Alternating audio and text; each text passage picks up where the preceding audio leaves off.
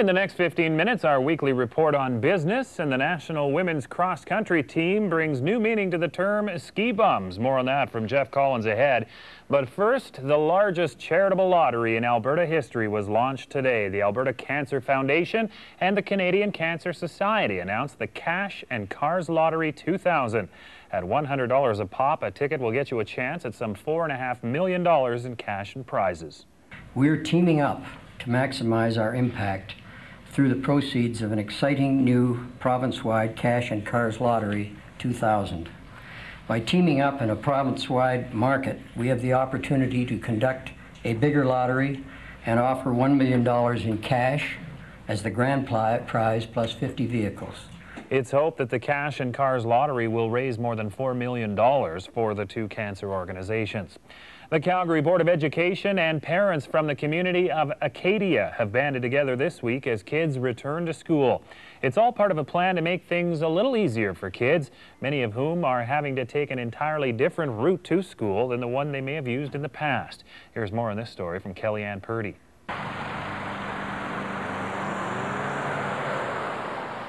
Catherine James is a mother with a message for motorists driving through Acadia. Slow down, obey the speed limits, and watch out for school children. Armed with a clipboard and radar gun, she's keeping an eye on how much traffic is passing through and just how fast it's moving. Some of the speeds are a lot higher than I had really anticipated that they would be.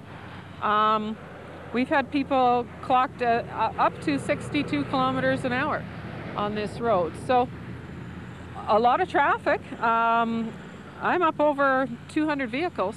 The closure of 2 public schools in Acadia last year has meant more children must cross major roads to get to school. That's one of the reasons parents in the area want the public to be aware of changes in pedestrian traffic in Acadia. And while Catherine tallies up the cars, students attending Acadia Elementary and David Thompson Middle School will receive a helping hand when crossing major intersections. There will be 4 at 4 different crossings. They will man those crossings 3 times a day. The Crossing Assistant pilot project was made possible in part thanks to the Calgary Board of Education and the Learning Environment Action Plan. We hope to accomplish delivering children safely to school and at the same time reassuring parents that our highest priority is that those children do arrive in a safe and secure manner. How are the children receiving the crossing assistance? It just makes me feel safer to cross with the adults. Although today was just a dry run, tomorrow Catherine James will be back along the streets of Acadia, keeping an eye on traffic. And I mean, I can be out there in a nice bright colored jacket, an adult and 4 kids. How can you miss us? The school board will review the Crossing Assistant pilot program in 1 year. Meanwhile, the City of Calgary will be implementing a traffic study here in Acadia to determine whether the locations staffed by crossing assistants require traffic lights. That review is expected by September 15th. Kellyanne Purdy, Shaw TV City. A late-season trade in baseball has Calgarian Chris Reitsma leaving the Boston Red Sox organization as part of a deal for Cincinnati Reds slugger Dante Bichette. Injuries to Reitsma's pitching arm have slowed his progress to the majors. Drafted by the Bo Sox, he was the highest Canadian pick ever at that time when he was selected back in 1996. Oil and gas prices are at their highest level in years, and it's affecting you as a consumer in ways you may not even realize. Helena DeVries brings us a look at what's going on with energy prices in this week's Business Outlook feature. Local companies and organizations like Lindsay Park are having a difficult time keeping up with rising energy bills, so much so that Lindsay Park is raising its fees, partly to help deal with a shortfall in its energy budget. It's a message consumers are getting often on their utility and gas bills at the pumps and even here at the gym. And it's all because of the high price of oil and gas. Currently, oil is at over $30 US a barrel, a level not seen since the Gulf War, and a key issue in the markets. Oil and gas prices are in the mid-33 range, 33.5 range today, and natural gas prices are like $5.80 an MCF for ECHO. So we've got very, very strong pricing at a time when you wouldn't have expected it because it's not really real warm out there right now, and we're way before the winter heating season.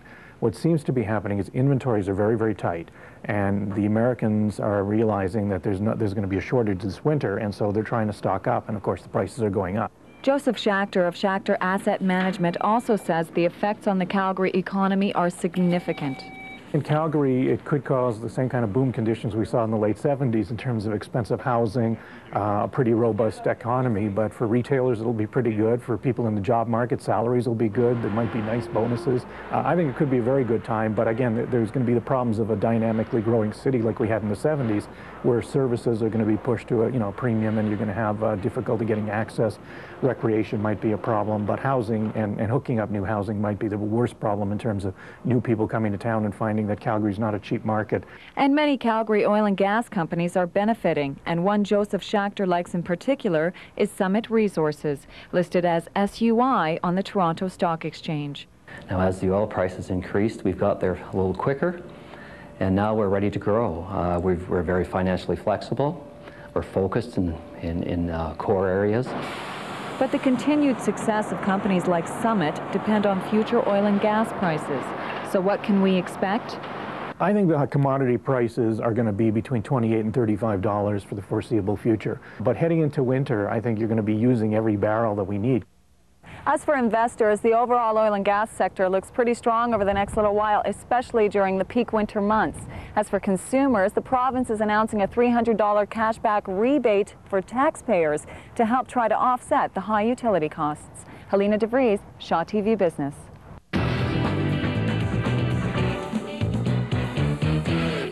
Of course, the Stampeders face Edmonton Holiday Monday at a sold-out McMahon Stadium in the annual Labor Day Classic. But an injury to star quarterback Dave Dickinson leaves Calgary scrambling a bit at the game's most critical position.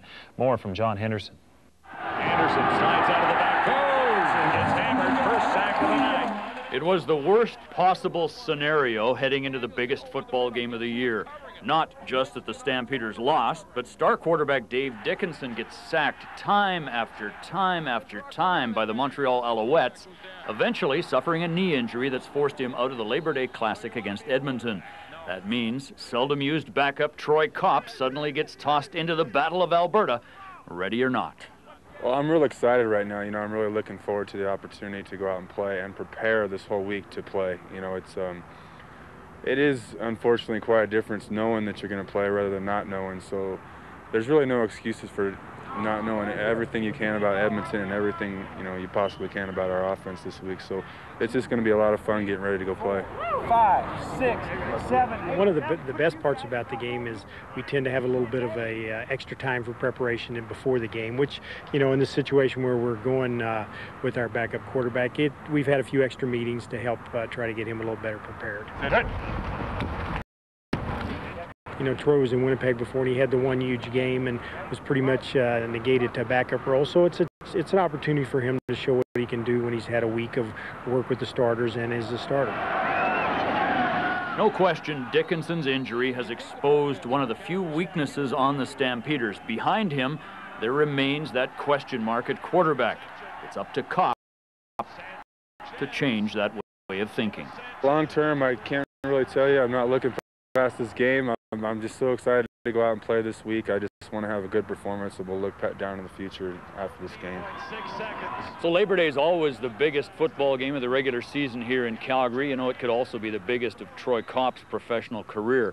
If he plays well as Dave Dickinson's substitute, then he'll solidify his position on the team. If Kopp should struggle, the search for a backup quarterback will continue. John Henderson, Shaw TV Sports, at McMahon Stadium. Calgary, up close and televised on Shaw TV. Well, Lord knows amateur sport in this country can use all the help it can get, financially at least. And this morning on the CBC Calgary Eye Opener, we heard about a unique approach to financing the women's